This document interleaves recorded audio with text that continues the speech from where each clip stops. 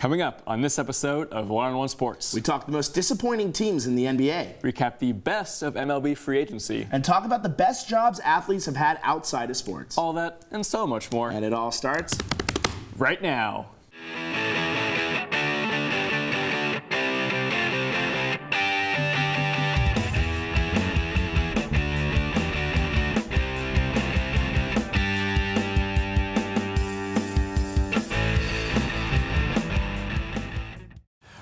Hello and welcome to this episode of One-on-One Sports. I'm Matt Holzapfel. And I'm Andrew Vendelis. A lot happened this past weekend in the world of sports, but before we get started, let's step up to the plate for the quick hitters. Former NFL quarterback Johnny Manziel has been released by the Montreal Alouettes in the Canadian Football League. Now he's potentially looking into the AAF, but Matt, do you think this is the last we've seen of Johnny Manziel? I don't, and that's simply because of we know what he can do, right? We saw what he did at Texas A&M. He won the Heisman. He showed promise for a very brief period of time in both the NFL and the CFL. Maybe like a quarter. The biggest problem for me with this is that I don't fully understand why he got banned from the CFL, and they're probably never going to tell us, at least not in the near future. It's just weird. That's where I take the issue with it. I think what the NFL said, the CFL rather, said or didn't say about why he was released is kind of mysterious. I don't know. It's fishy, but it's unfortunate for him. But one thing I think Manziel, his nickname is Money. He'd make more money in the AAF. Yeah. The AAF players make around like $80,000 a year, and the CFL only make $58,000. Mm-hmm. So if he's really thinking about his financial standing, the AAF's the best move. And apparently the AAF did ask him for a workout. Oh. And according to the algorithm that Bill Polian, who is the co-founder, set up, he would go directly to the San Antonio Commanders. So they're doing pretty well. That's where he would go based on just the allocation of players into the league. They could. He's still technically a veteran because he's been around. He's played in multiple different leagues and teams. And while he has some stuff to figure out, obviously, personally, he could still play. I'd love to see him tear it up. Maybe it would lead to giving him a second chance in the NFL one day, especially if the AAF does become a developmental league. He's only 26, too. Yeah, he's got a lot of life left in him. Certainly. Tony Harris recently became the first woman to earn a full college football scholarship without being a kicker. Harris, who signed with Central Methodist University, has plans to continue her career and hopes to become the first woman to play in the NFL. Andrew, what does this mean for women in the NFL in the future? I tip my cap to her because not many people, let alone women, can do that, and she may be an anomaly, though. That's my thing. Intergender sports are a very touchy subject, and with the sport as physical and as with many behemoths as the NFL does, and just the obvious, gender, sex, athletic mismatches, it's hard to see this becoming a trend. And it's not impossible, but it's highly improbable just due to the nature of how the NFL and professional football is. Yeah, I agree with you. So instead of repeating what you said, I'll just throw in some more stuff that's so impressive about Tony Harris. She had multiple scholarship offers before accepting CMUs. She had ovarian cancer when she was 18, overcame that. She's also a free safety. So like we said, not a kicker, or this is a real full contact position. And like you said, while I would love to see this, I just don't see it happening.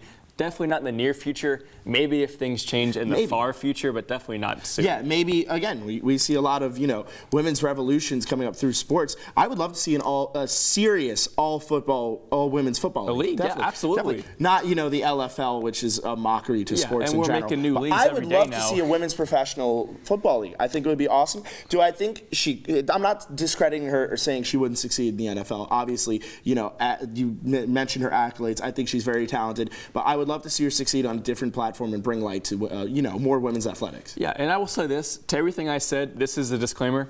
Prove me wrong. Make Please. it. I would love to see that. I would love to be wrong. And while I don't think it's going to happen, it would be phenomenal. Great for the sport. Great for women in sports in general. She might be the next Ed Reed for all we know. See about that. Last May, Jason Witten retired from the Dallas Cowboys amidst many thanks and praise and turned to commentating games rather than playing in them. The job was short-lived, however, as Witten announced last Thursday that he will return to the Cowboys for at least one more year. Matt, what are your thoughts on this?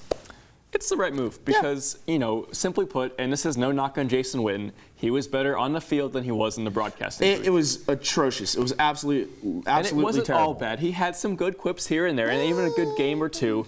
but just the fact you could tell he was inexperienced. This was not a Tony Romo situation. He did not just fit right in there. And Tony Romo also did very unconventional broadcasting as well. Jason Witten, you could tell, was trying to learn it, taking baby steps as well. But even Greg Olson did the same thing, and he did very much better. Yeah, but it'll be good to have here's the thing. It'll be good for the Cowboys offense to have a true veteran offensive leader in the locker room. 100%. What, you have Amari Cooper, you have Zeke, you have Dak, you have all these young talents who are top 10, top 15 in their position. No disrespect to that. Anytime you add a safety blanket for your quarterback and one that's a future Hall of Famer in Jason Witten, of course it's going to be great. And we saw in one season how well Dak did with him, when he filled in for Romo. His stats were far and away better with Jason Witten than without, and Witten's only 36. It was awesome. So now my follow-up question is, who do you think should replace him?